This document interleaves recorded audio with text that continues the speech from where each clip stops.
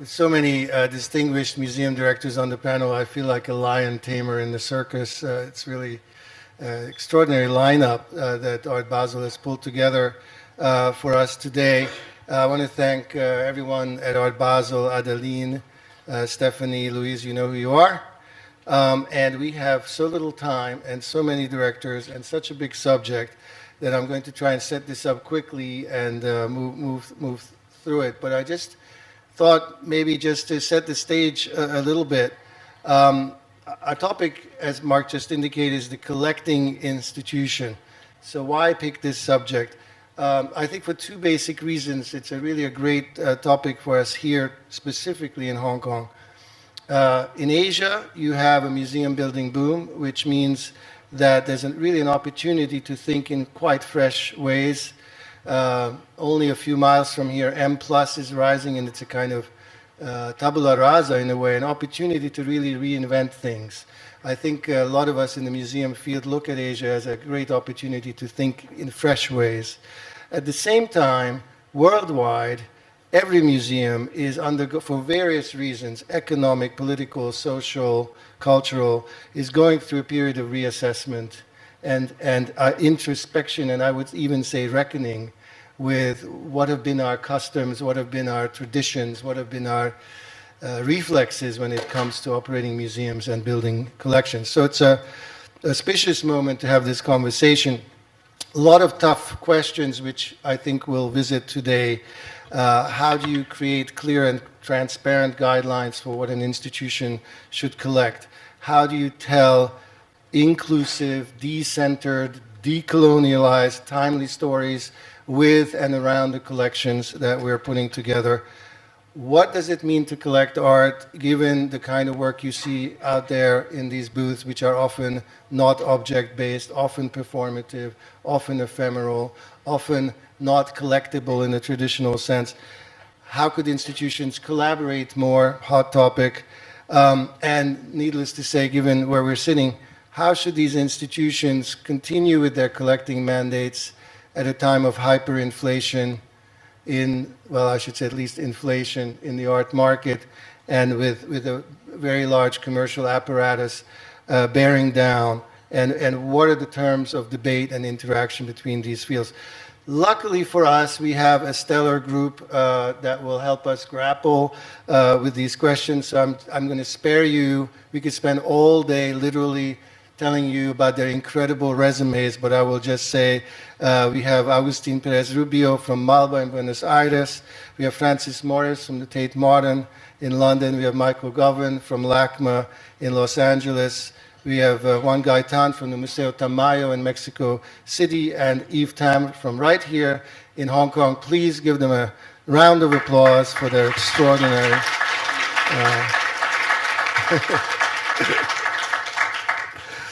So we can go home now. No. So I'm going to take sort of the temperature of each director. We've all been talking already a little bit, so I have a rough sense of what they want to say.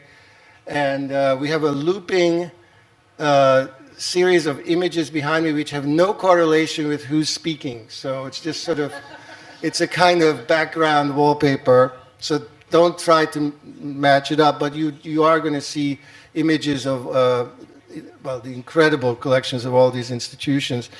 But so we're all going to start a little bit, and then we'll toss around some questions, and then hopefully there's going to be time for your questions as well. And I thought I will start with Frances here next to me. She, of course, is the director of the Tate Modern since 2016, but after a long career in that institution, since 1987, I think, where she has created many, many landmark exhibitions. Tate Modern has always been seen as a bellwether in ways good, bad, and in many ways. It's an institution that is constantly thinking about, it's a very self-aware institution, I would say. So I'm curious, when it comes to collections these days, what are the things that you and your colleagues think about the most? Okay, lion tamer. What do we think about most? We think about a lot of things. Where shall I begin? Okay, One of the things we think about is value. This morning, I met with a group of collectors, mostly from this region, from mainland China and Hong Kong, but some from London, but all of them with affiliations, associations, and a degree of passion and commitment to art from the Asia-Pacific region. And they are the collectors who comprise our Asia-Pacific Acquisitions Committee. And they're here to learn about art and to see each other and meet with colleagues from the Tate and myself. And one of the things that I talked to them about was the different registers of value that operate in Hong Kong on an occasion such as this. It's an art fair, and it's an extremely commercial environment. And there's a lot of talk about money and financial value, but actually what we think about when we're collecting is not really the financial value.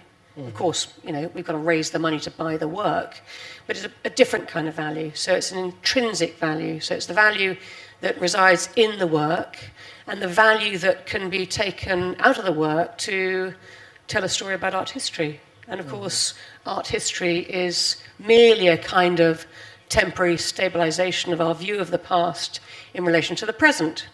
So when we think about collecting, what's on our mind is what makes sense from the past or the present for now. And that brings us very quickly to storytelling and audiences and the value of works of art to people's lives. So in that, I would say, 30-odd years, you've been basically doing what you just described. Has that become harder? Yeah. When I first joined the Tate at the end of the 80s, I joined basically an 19th century institution, an institution that very much believed in a kind of pre-existing canon of art.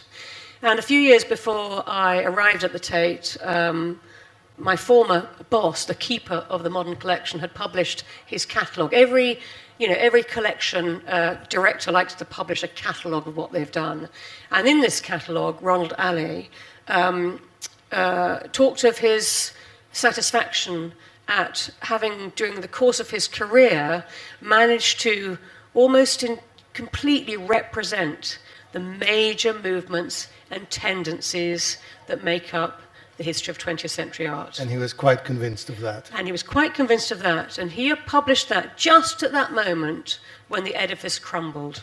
New art history, new thinking around postmodernism, the kind of post-colonial debate, advances in psychoanalysis and the humanities. By the end of the 80s, anybody who was close to history knew that you could no longer tell a single story. But museums have taken an enormously long time to respond to that, to take it on board and to think about how to respond. We're juggernauts. We really, really don't shift easily. But internally at the Tate, already in 1992, we had taken the decision that it was no longer possible to tell a single story, that it was no longer possible to talk about a centre, that we were moving towards a situation where we had to be much more responsive, much more decentered, whatever you call it, syncretic, decolonized. And it's taken us, it's been a 20-year journey to get to a situation where we feel quite excited about opening up a much broader and more diverse story of art history. Thank you. Yves Tam, you are on the home team here in Hong Kong, so we're delighted to have you. This is the Hong Kong Museum of Art, which normally I would say, please go and visit, but right now you can't because it's scaffolding, and so there's a kind of big bang that's about to happen, as you know, in Hong Kong, when your museum and M+ open almost simultaneously, reopen in your case. You come at this from a background in fine arts, cultural studies. You've been involved not just in the curatorial side of museums, but also the public administration side. You're very much part of the thinking behind M+, which I think we can agree is one of the more progressively conceived new entities on the scene. But what sets you apart from everybody here is that you represent a government institution, a public institution. So tell us a little bit about how you think about managing your collection, given the fact that you are a strictly government entity. Right. Well, Maybe I would start by introducing a little bit about the museum, because some of the audience may not have the opportunity to visit our museum yet. We are under renovation right now since 2015, and we're opening next year. Well, actually, we were established in 1962, so our collection grows with Hong Kong. And it also reflects part of the Hong Kong history, especially the cultural identity of Hong Kong, I would say. And I have experience working at the Museum of Art as well as the Heritage Museum and some other government museums. And I would say government collecting or public institutional collecting is very much different from private collecting, and it's also very different from, like in the past, the royal collections. Well, as the government, since we are using taxpayers' money to acquire, I think it's very important for us not just to try to illustrate with our collection art history development, but the relationship of the collection and the place, the city. So I would say for the Hong Kong Museum of Art, our collection pretty much reflects the cultural lineage of Hong Kong, as well as its modern and contemporary development, because as you can see from these images, we are quite different from our counterparts here, because we are not just about contemporary or modern arts, but we have very traditional Chinese paintings, we have Chinese antiquities, we have a very special collection called China Trade Paintings, which is done in the 18th and 19th century when Hong Kong and also the region, the Greater Pearl River Delta region, first opened to the West for trade. So in fact, the composition, the different categories of collection in our museum pretty much reflects the development, the routes that Hong Kong has traveled over the years, and our interaction with the mainland and also with the West. I think that this is a very interesting collection. It's very diverse, and that allows us to create very interesting dialogues among different categories and cultures, because I think for us, we can, especially in the 21st century, when people can acquire things from around the world, I think people would look forward to seeing something that's very unique to the place where they go, and also what special stories the collection can tell people about the history or the culture of that very place. So I very much agree that collection and also museum exhibitions is about storytellings, and the challenge for the 21st century would be not just a single story, but what kind of comparative stories that we can tell with the diverse collections. And I think it's very important that the collections can talk to each other. Mm-hmm. They don't just sit there to illustrate certain art historical developments. So a moment ago you heard Francis express, I think, a kind of anxiety that's shared by most museums in the so-called West, which is decentering, taking ourselves out of the middle, thinking about these new ways. Does this way of thinking, do you find, has a version of it from here as well? In other words, looking at it from this part of the world, is there also an analogous opening up to the world that you think a lot about? Well, I think we have different centers nowadays in the world, especially when people can travel a lot and people have a lot of interactions. Especially for Hong Kong, I would say we have never been in the center. Of course, we are the center for interaction and also for exchange, but we artistically or in art history, we were never considered as a center, right? We were living between centers, between the Chinese art mainstream and also the Western art or even American art mainstreams. So we are always on the edge, playing with different spheres of influence. So you're exactly where everybody else would like to be these days. Yes, so it's good for you. So we have the advantage and we have the experience working in between spaces. Right. And I think the good thing is that we have the different perspectives from different worlds, and that we can play around this kind of perspectives and contrasts to create different interesting stories. Yes. And that's why when we were talking about collaborating with the Tate, we don't expect audiences to come to the museum to see exactly the same exhibition as in Tate or when the Tate collection traveled to Japan or elsewhere.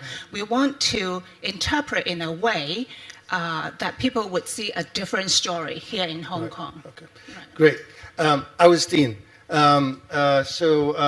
Agustín has just spent the last several years of his life in Buenos Aires, putting on a series of extraordinary shows at Malba. Thank you for that. But he's just made the decision to move back to his home country, at least for a while. And in case anybody is looking for a fantastic guest curator, he's handing out his business card.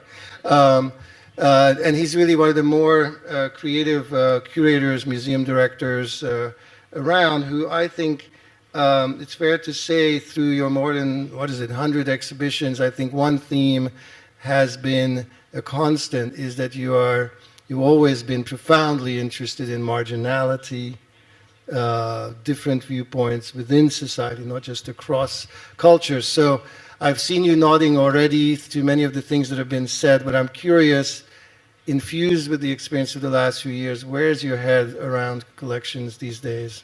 So first of all, thank you for inviting me, and it's a pleasure to be with these colleagues and also for the audience here in Hong Kong, because this is my first time here and I wanted to come because also it's very interesting history, and also because as many countries in Latin America, we were colonized. So I think that it's very interesting the situation of Hong Kong in relation with, for example, Latin American studies, because both cultures were related with a lot of tradition for one hand, but also related with this idea of colonial heritage.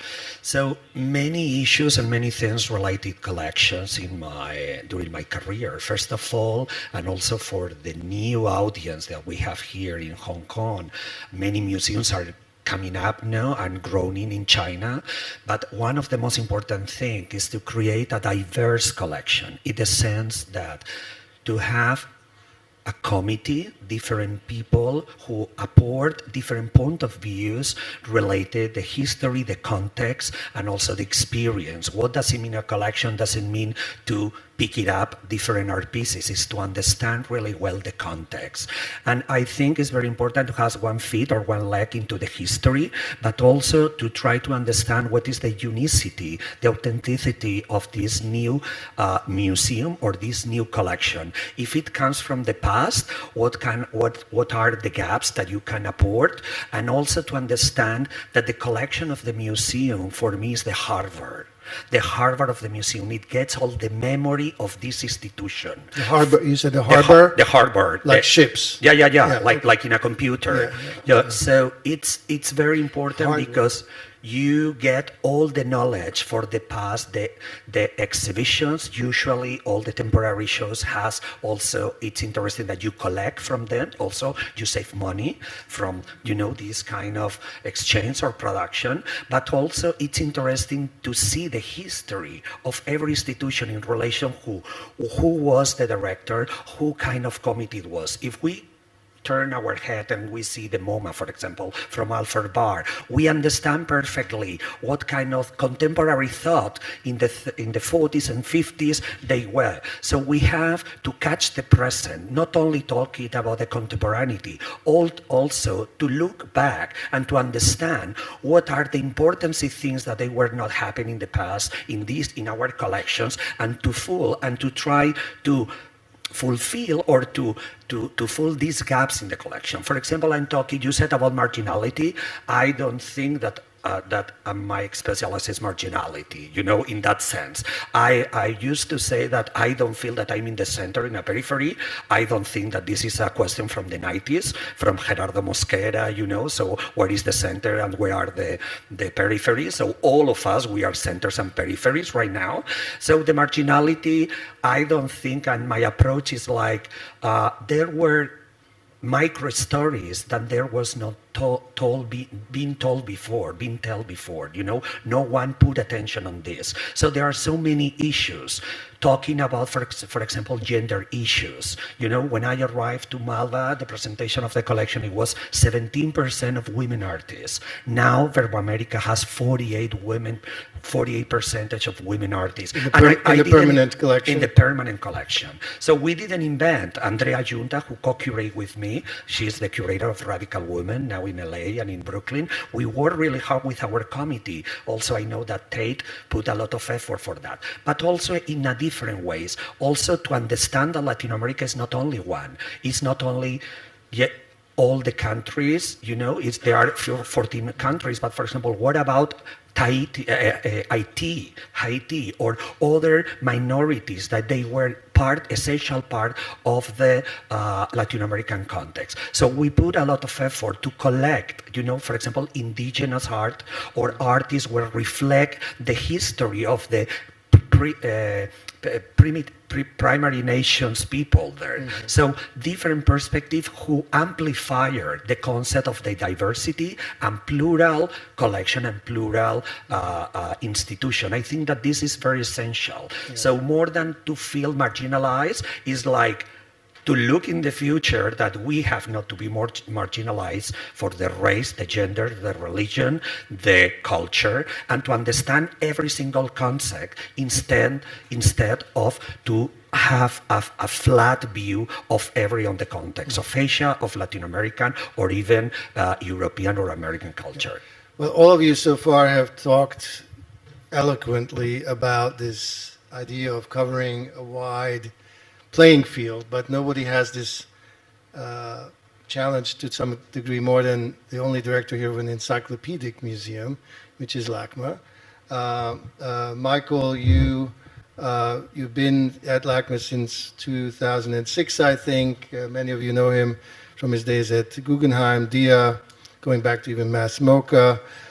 You've always been an institution builder. You're doing a little bit of institution building right now at LACMA as well, and wonderful, big, huge project there. But yes, you're the only one here who's in charge of an encyclopedic collection, which just magnifies this challenge of inclusivity. So I'm just curious about your take on that topic. Thanks. Well, it's nice to be here. Actually, it magnifies the challenge, having these works from every time and place. But my reading of that possibility was exactly what we're talking about, that right now is a perfect time to have this crazy breadth of many nations, many times, many points of view. And so the idea, I think, is that the Encyclopedic Museum might be at a moment of revitalization after being killed dead in the discussion of colonialism and all of that, is that maybe there's a way to turn it inside out. And so that's kind of the simple proposition of LACMA's program, that we could turn it inside out, backwards, like what happens if you flip the timeline, so that contemporary culture reframes, because the past needs a lot of reframing and new discussion. And I'd say you can collect, since you're stuck with this big, massive material collection, how do you change it? One way is programming, but one is continued collecting, because every work you acquire newly reframes what you already have. So I think you can take an activist point of view to collecting. You can make the central marginal, flip it back and forth, and in a very playful way, I think, take the breadth of the encyclopedia, which is such a terrible word. We have this notion of encyclopedia. What's that? That means A to Z. You could contain everything. And since the moment that idea has been invented, of course, we know it's been continually changed. There's no such thing as to be inclusively exhaustive. We've seen these collections just revise themselves.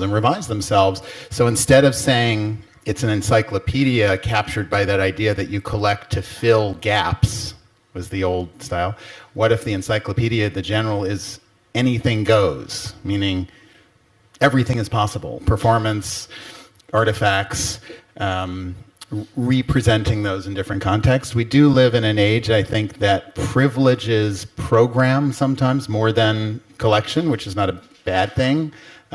Barely anybody talks about a museum's central function being to preserve things for future generations, even though we do. Yeah. But that idea that somehow the collection can be activist in reframing things that have been around for a long time. And so that's the fun of rethinking that old Enlightenment, outmoded idea that there's some kind of exhaustive encyclopedia, which is impossible. So that's great, but how do you actually do that? So, I mean, you're all in charge of museums, which are incredibly complicated, structured, often conservative, so, in terms of their resistance to change. So can you give me an example, especially now that you're planning a new building, or when you say turning it inside out? What does it translate to in terms of specifics? Well, there's very specific. We just 2 hours ago announced that we were acquiring by gift a collection of 450 objects collected by Gerard and Dora Cognier. They live in Geneva, and they've been collecting mostly contemporary ink painting from around Asia. Now the collection's diverse. It also includes photography. It's mostly Chinese, but it's also Singapore and Vietnam. And when they were talking to some other institutions, we were just telling this story, they were telling me nobody wanted the collection because it didn't fit in any box. Like, does the ink painting go in the Chinese department or the contemporary department? And then it had photographs. Is that in the photography department? And so they couldn't even find a fit. Whereas I think one of the things we tried to do in collecting from day one, or I did, is how would you do that? I think you need to do several things structurally. One was to sort of remove departmental boundaries in relation to collecting. So I said anybody with a full curator's support can acquire an object of any kind. Now, it would be polite to ask the experts around, if it's a photograph, maybe there's several experts that relate to it. But if you need to remove that basic structure if you're going to acquire things that will change the narratives. And that's just one simple administrative. It's been very controversial. There have been arguments over it, but it allows for, even within a big museum with 35 or 40 curators, different points of view on each other's collection. And it's actually something to fight about, and it's interesting. Yeah, and I think we'll come back. I'm sure each of you has a story around these kind of organizational changes which really translate these lofty ideas into organizational reality. But I want to pull in Juan. You've been extremely patient.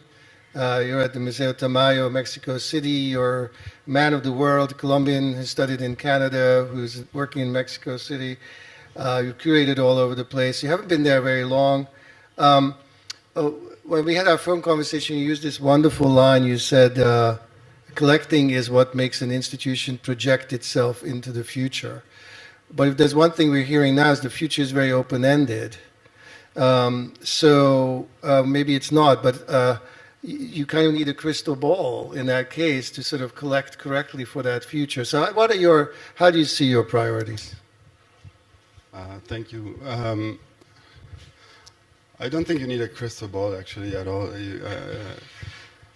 In a way, well, Michael once said to me, when I was asking about whether I was doing something right or wrong, he said, nobody remembers directors. So, which means that what do you have? It's a museum, an institution that has a collection.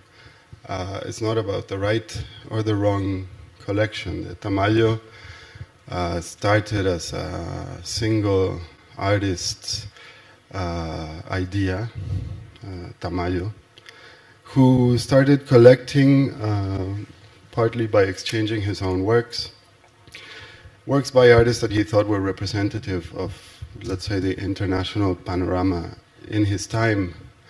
So the Tamayo has several significant works by significant artists of the mid-20th century, Rothko, Dubuffet, Francis Bacon, not minor ones, quite good ones. But when I look at that collection now, it's an object in itself. Let's say the collection and the museum, from that point of view, are part of the collection as objects, as things that represent a certain mentality and a certain idea of what a museum should have you know, in the 1970s and 1980s. And in fact, when I see the dismantling of every museum for the sake of the 21st century, I feel that we're losing an archive of aesthetic consciousness that is as much an important resource for us to understand the development of the institutions we run as the, you know, new lighting systems or filing systems. So sometimes I would prefer to preserve, like in Dahlem in Berlin, the original museography of the Mesoamerican wing, because in itself it's an artifact that reminds us of a very peculiar but quite special moment in the history of museography and so on. Sometimes we do have to make changes, of course. But from the point of view of the contemporary art collection, we're active, and that's what I mean by projecting yourself into the future, not by building something that is memorable, but by actively, every time you bring a work of art into the collection. So clearly, when I say the modern collection is frozen, is because it's nearly impossible for any museum to construct an encyclopedic modern art collection nowadays. You know, you might, if you already have a solid one, you can bring one work every 10 years, but you cannot start buying works for those collections. So with contemporary art, it's different because there is no settled narrative, no settled canon. And in perhaps adding to what's already been said, what you have is the possibility of 3, 4, or 25 different collections that are equally meaningful and important and would not share a single artist. Mm-hmm. And this is the material we have at the moment in these contemporary art museums. So there is, all the parameters that we set in the collecting are parameters that have to do with the place we're in and with the possibilities of the institution and with, you know, the orientation of a group of people who are collecting. I think in what was being suggested by Michael in an amateurish way, which is also good, but in a responsible way at the same time, right?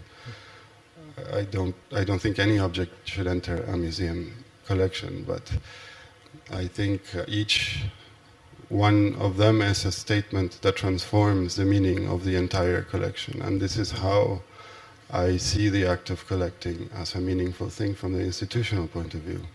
Are you? Do you feel that too many contemporary museums are starting to look too much alike? Well, yeah, unnecessarily so. We don't need to do that. We can do whatever we want. So we shouldn't be having to go around the world to see the same collection. End of panel. No, we're going to continue to go. Thank you for laying out some really great themes, and I have a couple of questions that to me are crystallizing out of these conversations we've had already, and are having now.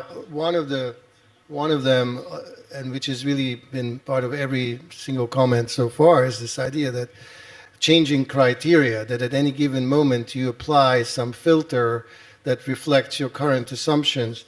So I'm curious, and I'm going to ask you to be as honest as one can be in a panel that will be on the internet for the rest of human existence. Given the fact that these filters change, can you give me an example, any of you brave enough, of letting an opportunity pass by to acquire an object which in retrospect you regretted? From not me. I have this story of Caspar Koenig, who refused to buy, I believe it was a Blinky Palermo, no, not Palermo. Anyway, the story is that eventually they bought the work for a lot more money than it was originally offered for. And then Nairi Bagramian asked him, well, why did you buy this work? Now, so many years later, did you change your mind? And he said, you cannot argue against history. Anyone else brave enough to mention a story of your own, or perhaps someone else's, about mistakes that were made or not, or just how the question shifts over time? And yeah, I mean, the point that was made, Agustín, about collecting as you program, you know, LACMA famously had, I think, 8 David Smiths out front. The last show he did, he actually died just then, and they were offered the whole group for practically nothing. Mm-hmm. And they didn't, of course. Each one of those is impossible to get now. We have many stories about that, right? Not buying at the moment, but I think that you're better off if you do create some kind of stratification of your program, both to leave breadcrumbs for history of what you did, because if you've invested in an artist or for a program, then maybe you should be investing in that. And I think had the museum at that time had a real policy like that, mm-hmm. that wouldn't have happened, you know. Yeah. And I think it's nice to connect, Agustín, as you're saying, collection and program, because otherwise you really feel badly if you showed something you didn't buy. I agree with that absolutely, but one of the things that I think has happened with, in relation to my program or our program at Tate, is that we've reversed that. So we've tended, because we've worked very intensely, and everybody has with the collection, it's become a fantastic resource. Mm-hmm. It's an archive that we delve into all the time. And so the permanent collection is permanently on the move. But what has happened as a result is that now we're making a lot of exhibitions around works that we've been curious about in the collection, so mm-hmm. that you can then surface, you know, the life and career or a perspective on an artist who you otherwise only know through 1 or 2 objects. And mm-hmm. that's been extraordinary. Mm-hmm. And then building them into the collection in a bigger way. But Francis, do you at the Tate have a proactive acquisition strategy that is laid out for the institution as a whole and for individual departments? Yeah, we do. I mean, it's interesting. First of all, we don't have individual departments. Sorry. We are a curatorial team. Okay. And there are no divisions according to medium, there are no silos, so all the curators work across the collection and program, so it's very integrated. Mm-hmm. But it also means that the danger is that it's totally random. Mm-hmm. So we have an overarching vision for the collection, mm-hmm. which then translates into a strategy which we rethink or represent every 2 years. Right. Which in the end then kind of devolves into not exactly a shopping list, but a wish list. Uh-huh. So we're both responsive to what we see, but we also are strategic because we know kind of where we're heading, particularly in rethinking aspects of history. Right. Because one of the things that, I think it's really interesting that there is a danger that collections begin to look identical, because we're all talking in very similar ways, but I don't think they do, because ultimately we're all very cognizant of our very local audiences and circumstances, and I think we all build from our collections. Right. So that's how it, our strategy absolutely grows out of how we think about what we've already got. And have you, each of you, when you came to your respective museums, had processes of recodifying your collecting strategy?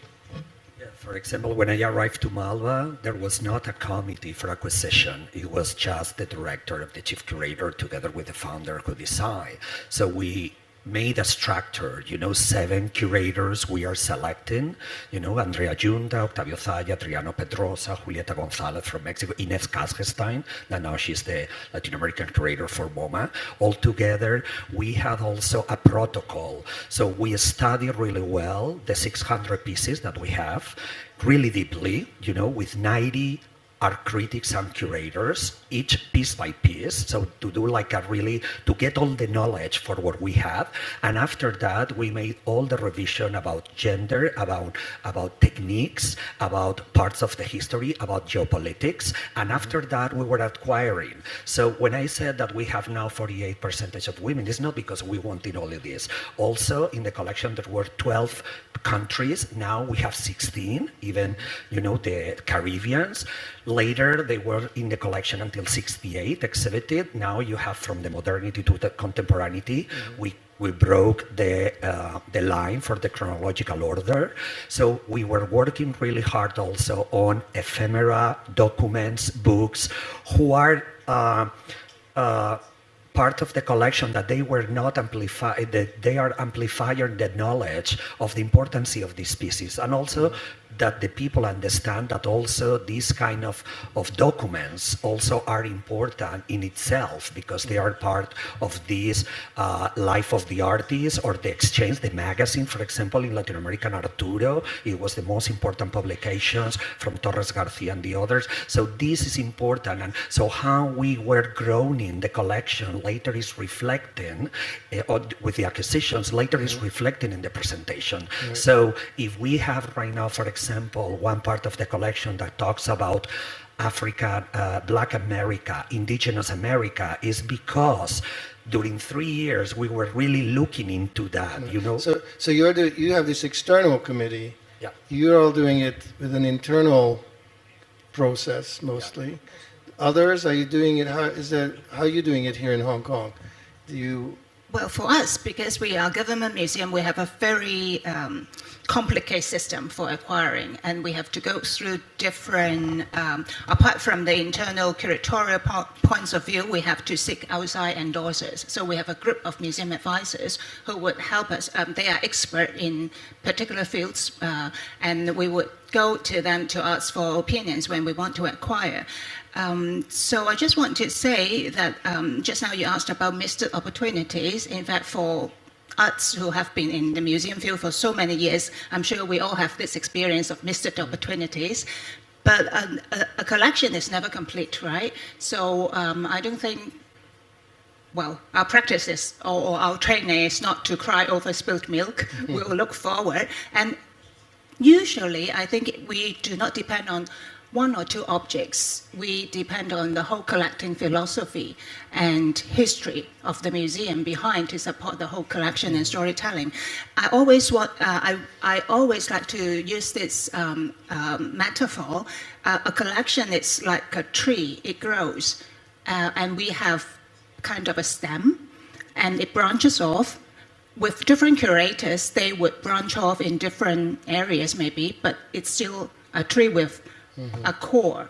And then a tree, the beauty of a tree is that it's cultivated and it grows from the land where the museum is. So it has this very close attachment or relationship to the place. And the whole collecting history, how a collection comes into a museum, it reflects that history, the history of this museum with the place. So for us, government, we don't deaccession collections easily. So I think it's good because we keep that history. And also, like I took up this post of museum director at the Hong Kong Museum of Art in 2012, and because of the closure, we are planning about rebranding and repositioning of the museum. And when I study the collection of the museum, I would say it's the DNA of the museum, and we have to respect that history. We can't just turn it over to something else that's completely not that museum before. So giving a long answer, I'm just trying to say that for every museum, the collection, it's very important that it's a unique collection of its own, because for every museum, we are a different tree and we are a different species because we grow from different soil. And us together is a forest, and we provide different habitats and a very good ecosystem for different artists, for different types of art to flourish. Right. But there are other planets in the universe which you have to know. But thank you for bringing up deaccessioning, because I actually wanted to move on to that as the next topic, unless you were ready to. I wanted to say that I love that metaphor, by the way. That's fantastic. That I assume that the state offers a small budget to acquire, and you have to go through that process. But there's a lot of misunderstanding in the world about how most collections are assembled. Like, people think we sit in the office as a director and they say, "What do you do all day?" You probably decide what art to buy, right? And of course, if only, not at all. And certainly speaking for myself, but I know a lot of people here, is that everything in our entire collection is a gift from someone. So you have to think about that too in terms of the decision process and the structure, meaning we don't have an acquisition budget. never did. And so the only way you acquire is by convincing a collector or who has works to gift, or convincing someone to give you money to buy something, which is why I don't often go to art fairs. He's really breaking it down for you. Take notes. Yeah, right. Which is why I don't often go to art fairs. I have no money to spend. But it's like you have to think about that dynamic, because really it's an intense dynamic between the museum that has committees and a sort of desire that thinks through intellectual, academic, historical issues, and then where the reality hits that everything's a gift. Now, it's kind of beautiful. Yeah. That everything's a gift, because that means that every single object is connected not just to the artist and to a time and place, but also to a person or a foundation or something. And I think that it's something that I think in the outside world is not well understood about how collections form. But it also actually, and thank you for putting that out there, because it actually, in a way, provides the perfect context for Eve's mentioning of deaccessioning, because I think one of the great reasons for nervousness around deaccessioning, and every tree has to be pruned, to run with your metaphor. Every tree needs careful cutting of branches every now and then, because the storm can push them over. So when it comes to deaccessioning, though, given that these are gifts, that's certainly one of the many reasons why museums tend to be extremely cautious. But I'm curious, we can spend the whole day talking about deaccessioning. Has the debate around deaccessioning, meaning museums letting go and selling works, has it changed? What? People have to deaccessioning. Yes, I just want to does say the not word. Exist anywhere. It's like capital punishment, except in the United States. This is very important. Like it's a So very I strange wanted to bring it up. idea, So right? this is this idea that a museum may sell a work in the open market. In the United States, every now and then it happens. Actually, it happens more often than you think. Sometimes it happens and it creates huge controversy. So I'm curious about your respective takes on it. I see maybe one first, because I see you waving your microphone. Well, in my case, we're custodians of a national collection. It's a patrimony. So zero tolerance for Absolutely. deaccession. Anything It's that not even goes in tolerance. stays It's in. just it doesn't exist. The channel is not open. Right. So you literally wouldn't you even know just how can't to do sell it. a work from Okay. from the national patrimony. But Okay. Now Malba is a different case. Malva is a private So collection. he technically could sell, but he does not. They never sell even before I arrived, and I don't think they are going to do. Even before, when I was a director of Musac in Spain and USAC, it was also like a Patrimonio Museum Heritage National or governmental from Castilla y León, and it was not possible. The law doesn't allow you to do it. So what about Tate? We too are a national museum, so we don't deaccession. There are a few things I'd like to get rid of, I have to be honest. But I think one of the things that I've been really excited about in relation to our collection is what I would call distributing it. We're a national collection, so we can share it. So we have a huge number of works that aren't in storage. They're in other museums and galleries. Right. And there's some very impoverished museums and galleries in the UK, right. And they're very, very happy to select from our collection for their walls. So the American Museum Associational guidelines allow for deaccessioning in certain instances. For example, replicative works when you have multiple examples, as long as it goes back into, am I right? As long as it's very controversial right now in the United States. So you can go over to Christie's right here in Hong Kong. You can see a whole section of photographs that are being deaccessioned by the Museum of Modern Art's Department of Photography.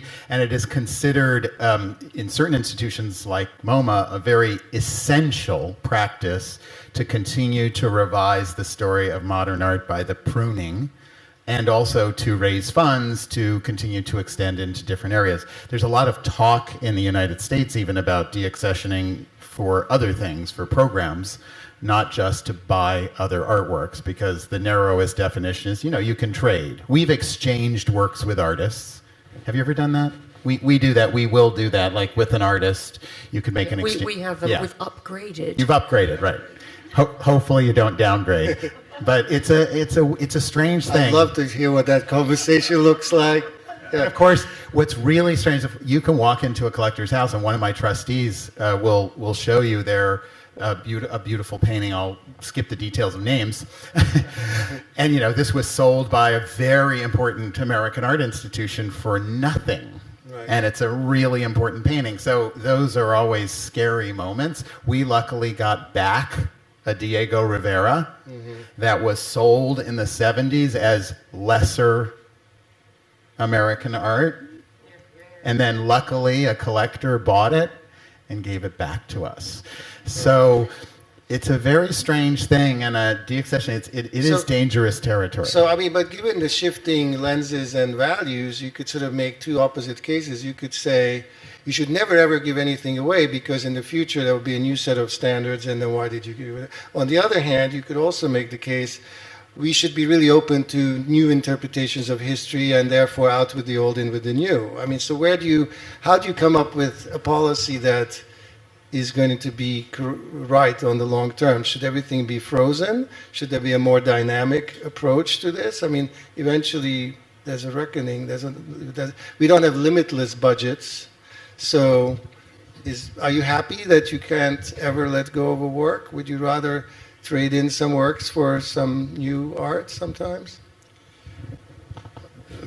I'm not unhappy about it. I just think, I mean, of course, if the option was presented, I would also use the resources from a few of these works to buy more. But normally the accessioning should be explained is done to acquire other works. Yes, for the collection, not just for anything. No, but I mean, I think I've been working with our collection long enough to have really enjoyed the way younger curators coming in rediscover the collection on their own terms, and they make discoveries and stuff that they're seeing with fresh eyes that I've never noticed. Right. And I think that's incredible. It will, it'll go on. It's shuffling the pack. It's a fantastic resource. I would really hate to feel that we were making prejudicial decisions now that would denude future curators from making those discoveries. Sorry, I want to keep us going. So, what about?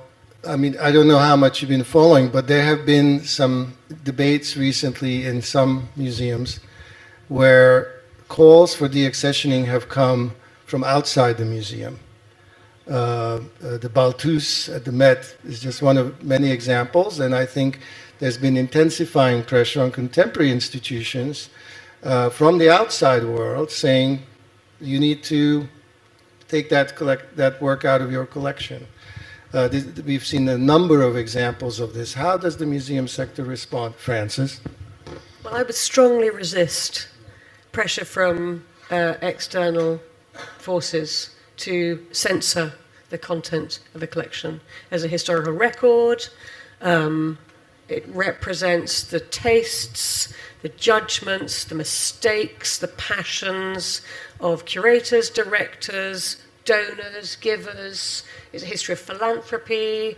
It's incredibly rich, and we shouldn't. We need to stand firm. Stand firm. Yeah.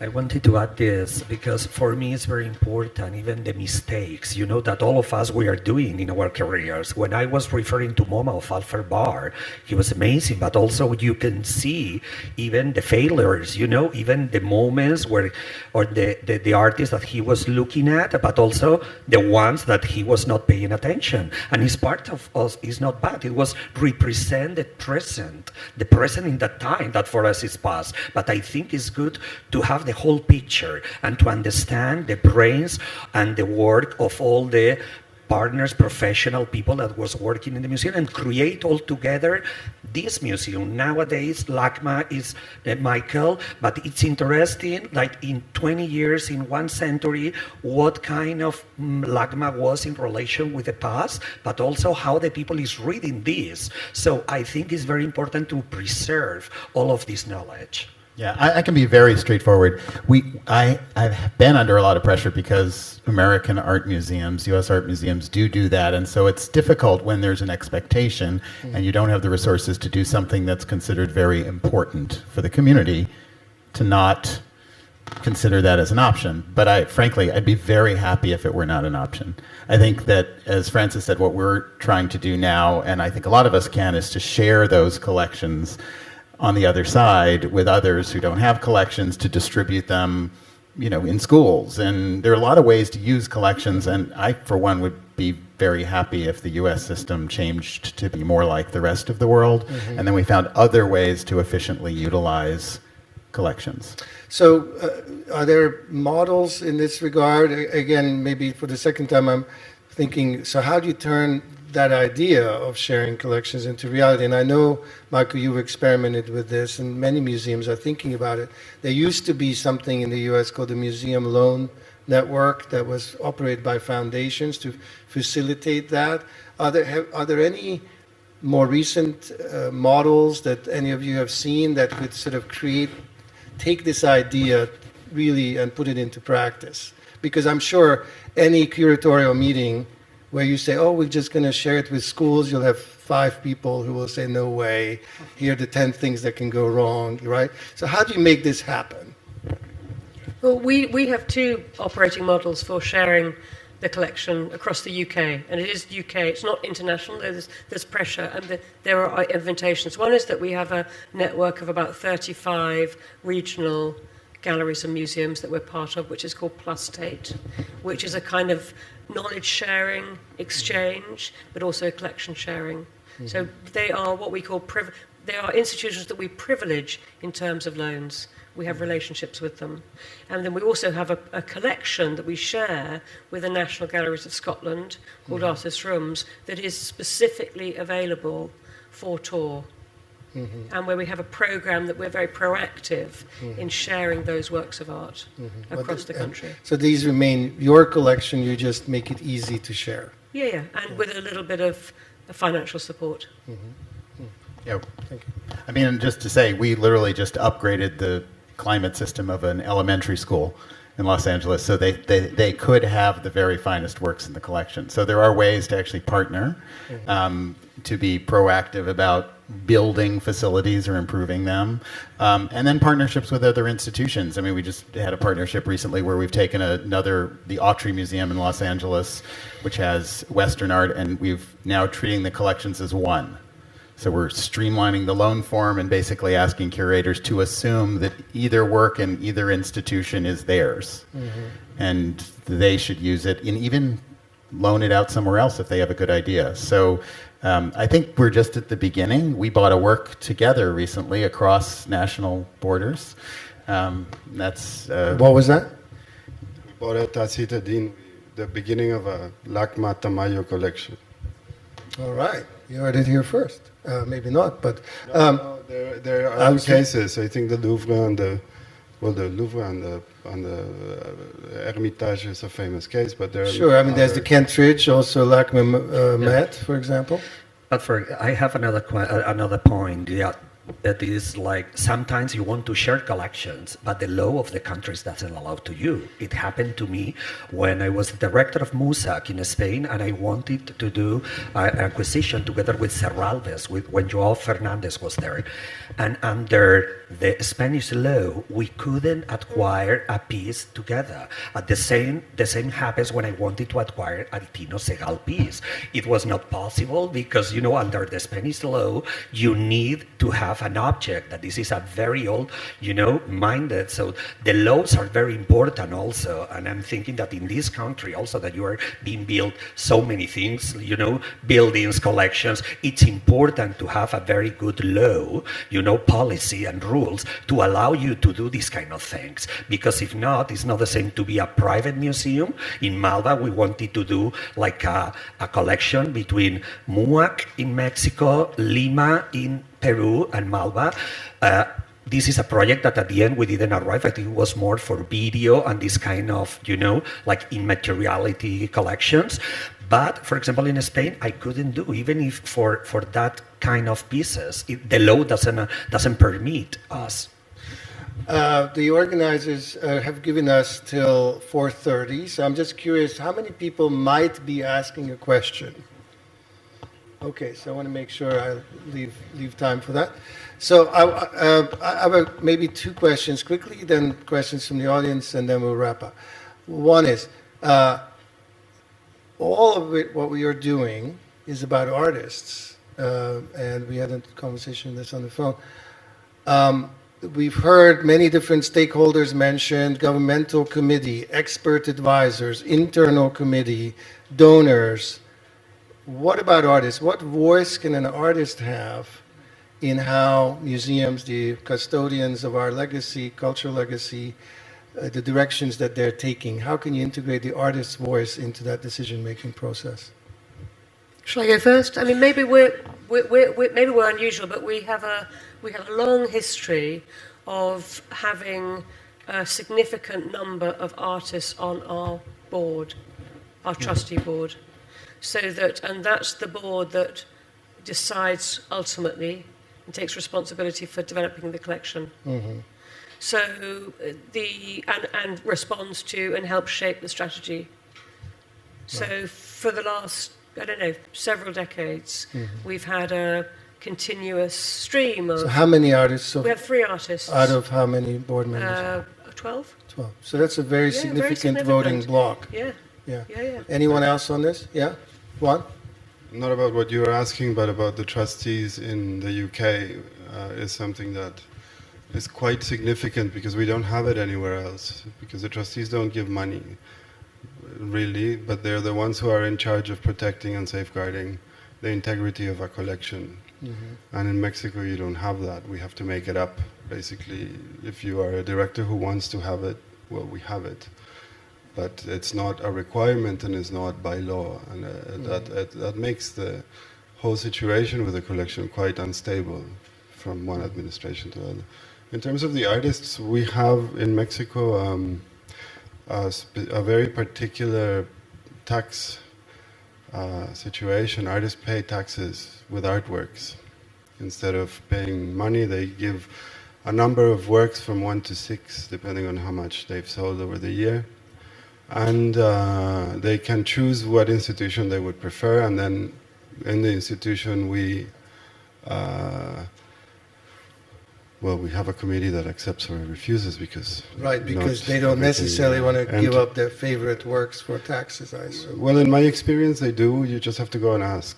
And so, for example, last year, Jan Vo gave us a massive piece of the Statue of Liberty. So we're the only museum with a figurative part of the Statue of Liberty. This year, he's giving us a big installation that's at the Guggenheim.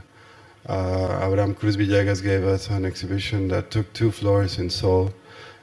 They far exceed what they're required to pay in taxes. So in a sense, what I want to say about with this is that it's very difficult to have artists in an acquisitions committee. You can have them as trustees, but if they're in an acquisitions committee, that forecloses the possibility of bringing their works into the collection.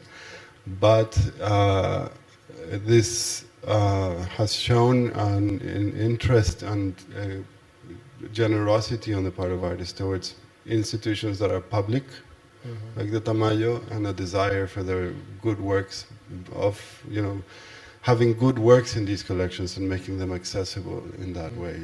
So I think... I didn't know about that in Mexico. Yes? For us, as I said, we have a panel of museum advisors, expert advisors. I think there are about over 40 people in serving different art museums in Hong Kong. And many of them, they are practicing artists. So we do include their views in assessing individual works, as well as in annually when we present our whole plan, museum plan, in programming and also in collecting. So we do have very constant communication with artists. Right. I was just going to say, it's interesting. The United States is the opposite in this case. Artists can give you anything and take a tax deduction except art. So they get no benefit if they give you art for strange reason, except they can deduct the materials they made it with. So people have been fighting this, but yet artists are incredibly generous, many, and it has become for us a primary acquisition strategy, not a secondary one, but a primary acquisition strategy to work directly with artists. We had a 50th anniversary effort, and it's exciting to see artists play a role in forming those legacies, like to help shape, since everything's a gift in our case, that they're helping to shape the record. Right, and I think that's really exciting. Yeah. Can I just add one thing to that? Because Absolutely. we've talked about how just artists might help, build acquisitions through gift or advice or boards. But one of the things that that we've used artists at Tate when in the 90s, when we began to think about how to present the collection in a new museum, because Tate Modern was a museum, a new museum, and we had the opportunity to do things slightly differently. The really helpful people that we talked to in trying to formulate our ideas were artists, and the at that time quite radical and now completely normal decision we took at that time to depart from a linear chronology and to embrace thematics was very much guided by a number of practicing artists, because in their head they don't think chronologically. Right. And they are time travelers, and they forget the borders. They said, Yeah. So, a few questions. We are being recorded. It would be wonderful if you mentioned who you are. We have a microphone coming this way, and just to state the obvious, not all 5 have to respond to the questions. So, just. Thank you for great sharing. This is Angel. I'm an art law lawyer from Shanghai. I actually originally question was about the sustainability about a museum, and you talked about the loan already. So I'm curious to know how you think about art licensing, and have you utilized this in making your museum sustainable income by licensing, and what's your tips to share with the audience? Because I'm doing such kind of licensing and feel it's a very good way of sustainability. Thank you. Do you mean licensing for from museum? Other fields. Any thoughts on that? No, I don't have an answer for this because I never was really into that, but I think that opens a very important theme related to museums and collection, that is the archive. And also, in the sense like what we are producing, because we are all of the time talking about objects, but I think that our collections in the future is not only about the art and the artists, and also about the experiences, like the talk, the performance, the gathering, the people, and that's create also a license, and the museum has the rights for these images or these. So this is also other important thing, that the archive of the museum, it's another part of the big collection of our institutions. yes, but I know there is what a you but, said. because I think certainly from the point of view of my institution, I think we feel very strongly that there's a kind of creative commons, and that what we have there's huge potential for us to share what we do and make it available free of charge. And I think it's a really exciting to think how we can make more of what we do, more of our research, more of our expertise available as primary resources for other people to take and use in a way. So I would prefer to feel that it's something that we could move towards sharing. Yeah, for example, the archive of the museums, it will be amazing if all of us digitalize and we put on our webs also, So because many of them now, many institutions, about, for example, Latinoamericano, in Houston there is one archive, but more allow academics. But I think that the internal work, under the law, but it will be very nice, not only the public things that we do, the talks, the performance, this, also the internal agreements from 1930 or 1960 that the museum owns, that only the researchers, if they come and have the license and the permission, can do it. So this is another big step in our institutions, how to be more, more how we can share more as she said. That's good. I should also mention it's very labor intensive to license, and to many institutions have found that having the staff to manage that is more expensive than the revenues you make back. Every museum wants to monetize what it can, but this doesn't seem to be a deep well of business opportunities. We have a question. Hi, my name is Roseanne MacDonald. I'm from Art Summit Ireland, an art business conference in Ireland. And I just want to focus on what you said, Michael, about the gift, the ink prints that you got, and the donors had difficulty in identifying an institution that would accept them. The question I want to ask is, some of you have internal and others have external acquisitions teams.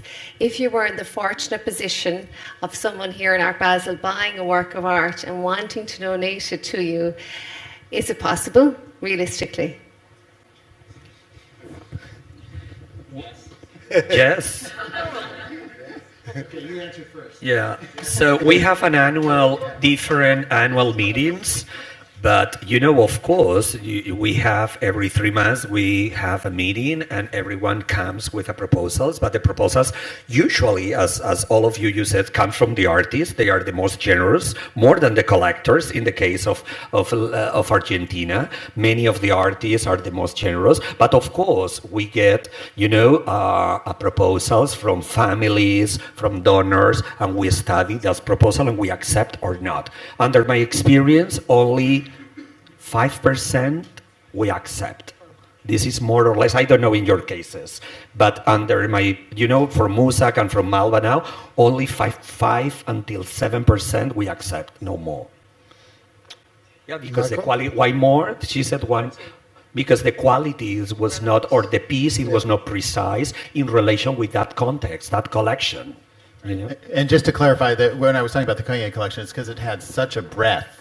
It didn't fit easily across many departments. But I think the answer is, of course, yes, with the understanding that it is done within the ideas, the curatorial initiatives, the desires of the institution. So institutions don't want to be taken advantage of for commercial purposes, that a work would go into the institution and therefore the artist would have higher value in that sense. But on the other hand, we're also, most of us, not afraid to acquire work by very young artists if it makes sense within the policies that have been set. We're going to take 2 more. There was one right here somewhere, and that we'll see. Hi, I'm a student from the University of Cambridge. My name's Samantha. I was just wondering, since Chinese art, China has grown so much in its buying strength and selling strength lately, how has that changed your approach on Chinese art? And is curating a Chinese painting exhibition different, since Chinese is read like a different way from Western art? So what is the approach on that?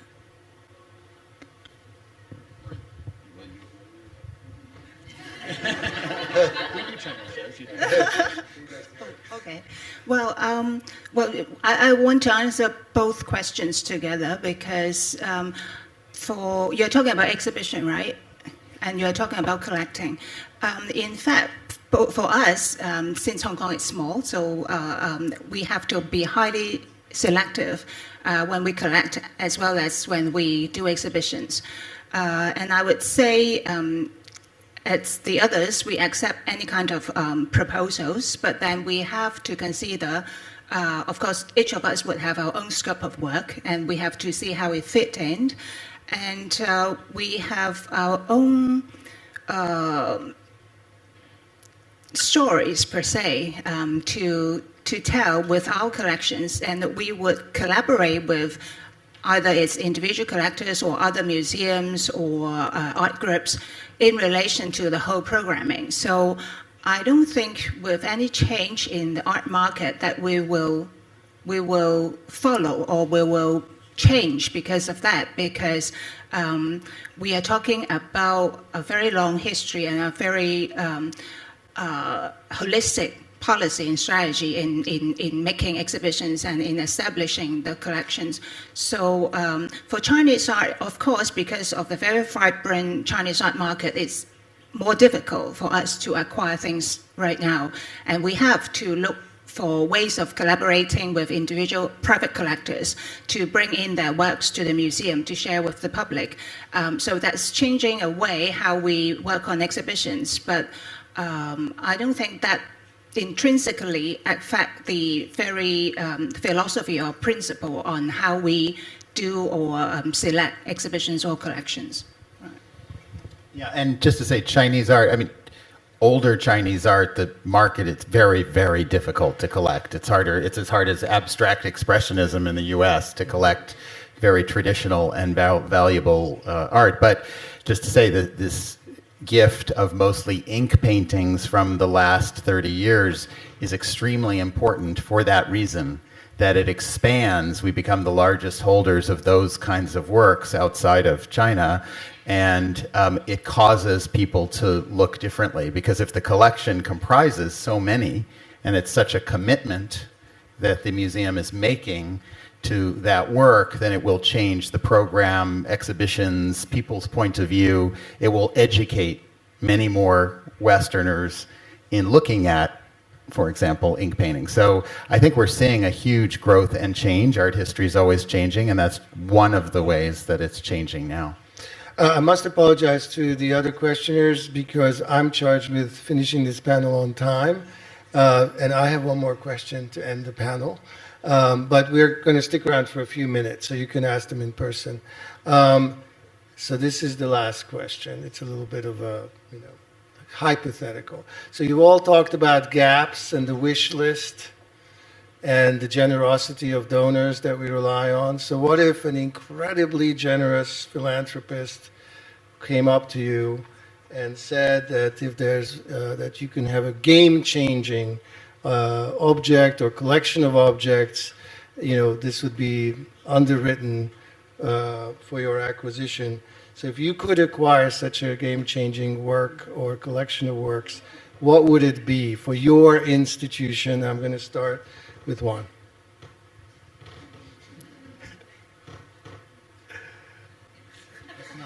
How can you think that any of us would tell you what we'd do? Okay, you're off the hook. Okay, you're off the hook. Then I will.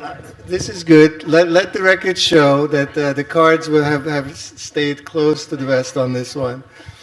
Then I'll ask another ending question. This was my other one that I was going to ask.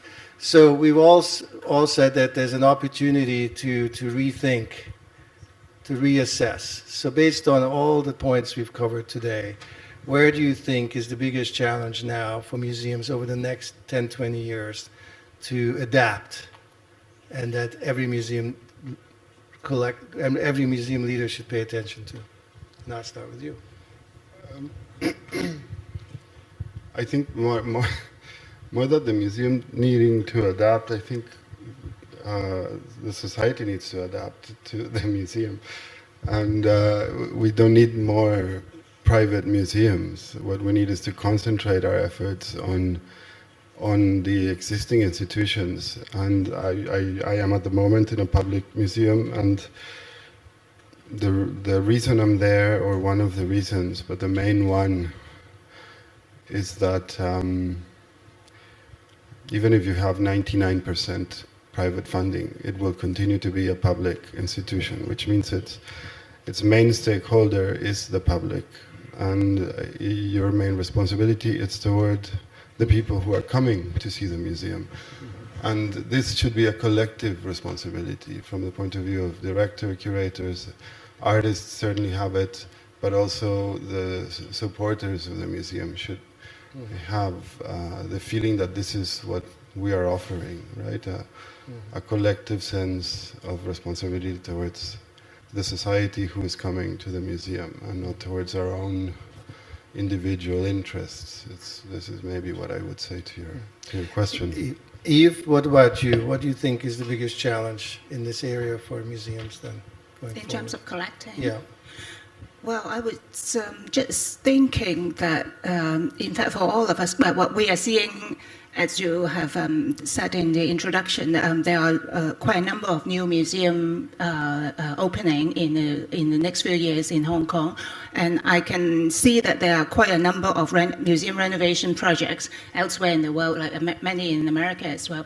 So in fact, we are having more and more museums, larger and larger museums, and I think the biggest challenge is, in fact, not to have more collections, not to acquire more, but how to make use of it. And also, art is about intensive looking.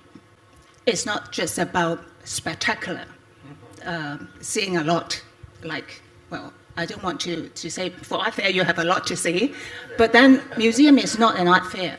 We do not look like we look in art fair. I think the challenge for museum is that now you can see art exhibitions in art fairs, in art galleries, in art malls, in community art spaces. What's the different experience that the museum is going to give, especially for art museum, in terms of visual experience?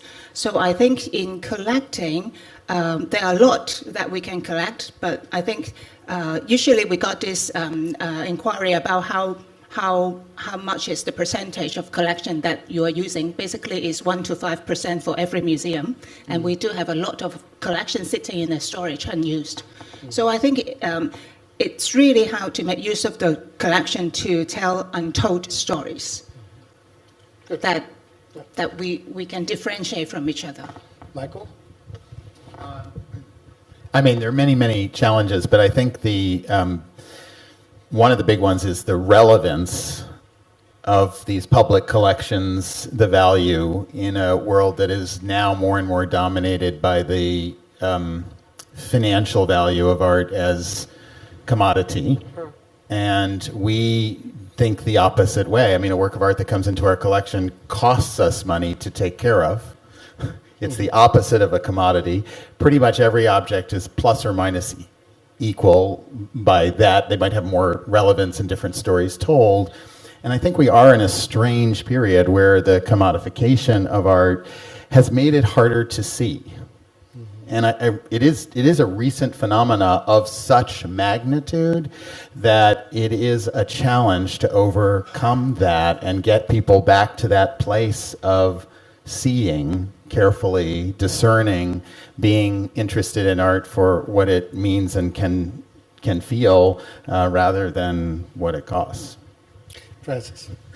Two things, perhaps, partly responding to comments on the panel, many of which I agree. I think as we move away from the canon, we move away from a recognized authority and the position of authority. And I think there were, for many centuries, museums have been the source of authority and expertise and have been highly respected. But that is under threat. The top-down is now becoming a more shared platform. And in that context, audiences are becoming much more vocal about their authority and their interest.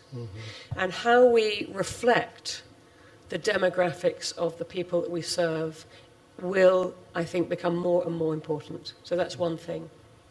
It's no longer possible to have a collection or to think about the collection which does not serve your audiences and reflect their life experiences.